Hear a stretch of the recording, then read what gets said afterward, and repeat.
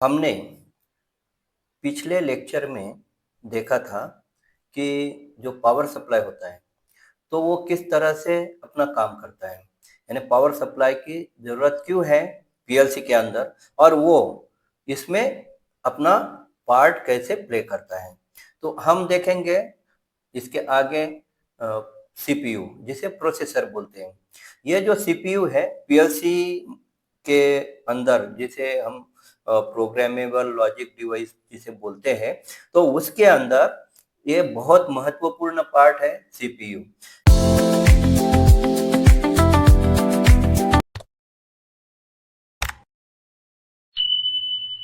हम ये कह सकते हैं कि ये the brain of the PLC, ये पीएलसी का ब्रेन है। इसी के अंदर सारे इंस्ट्रक्शन स्टोर होंगे।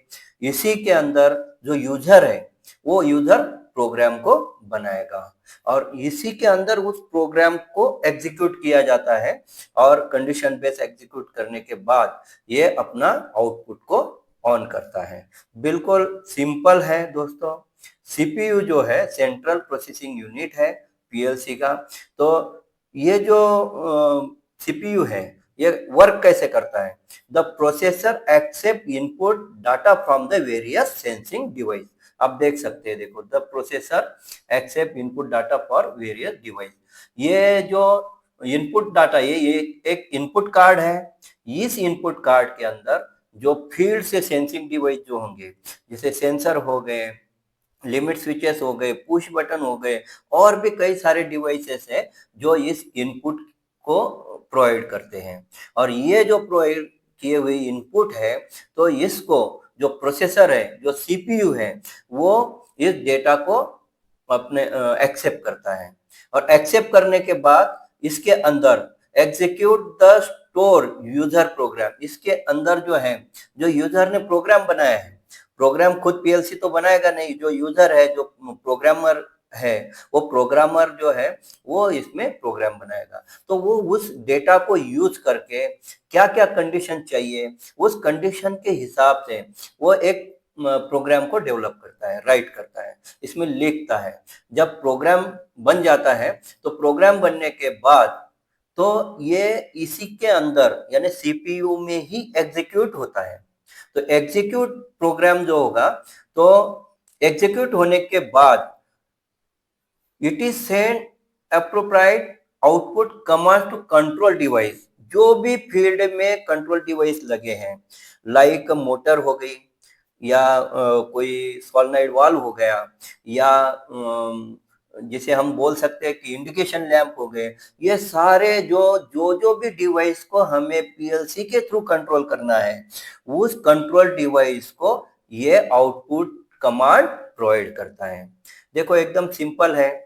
सबसे पहले तो ये जो सीपीयू है, इसके अंदर ही प्रोग्राम स्टोर होता है, इंस्ट्रक्शन स्टोर होते हैं। तो ये इनपुट जो फील्ड से आते हैं या जो इनपुट डेटा उसको मिलता है, वो प्रोसेसर उसको एग्जीक्यूट करता है, जो प्रोग्राम बना है बिल्कुल सिंपल सी तरीके से उसको आउटपुट की कमांड को एक्टिवेट करता है ना, कि एकदम सिंपल है। सीपीयू जो है वो इनपुट जो उसे कनेक्टेड जो वेरियस सेंसिंग डिवाइस हैं, जो इसको इनपुट प्रोवाइड करने वाले हैं, तो वो जो इनपुट है वो इनपुट को एक्सेप्ट करता है और उसमें प्रोसेसर के अंदर, और उसको यूजर द्वारा जो भी प्रोग्राम बनाया होगा उस प्रोग्राम को वो एग्जीक्यूट करता है। और एग्जीक्यूट करने के बाद वो जो आउटपुट कमांड है वो कमांड इस कार्ड पे सेंड करता है। ये आउटपुट कार्ड है, तो इस कार्ड के अंदर आउटपुट की कमांड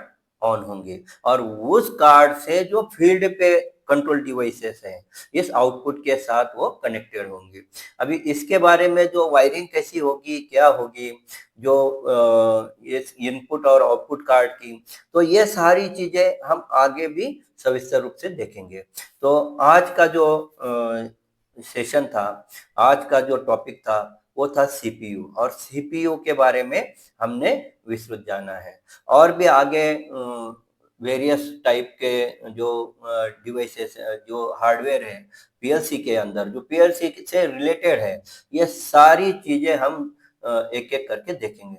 देखिए ये जो सीपीयू है, तो सीपीयू का जो इंटरफेस है ये यहाँ दिखाया है, तो ऐसा एक लूप उसमें दिखता है। इसके अंदर क्या-क्या होता है, इसके अंदर जो कम्युनिकेशन पोर्ट होते हैं, है ना?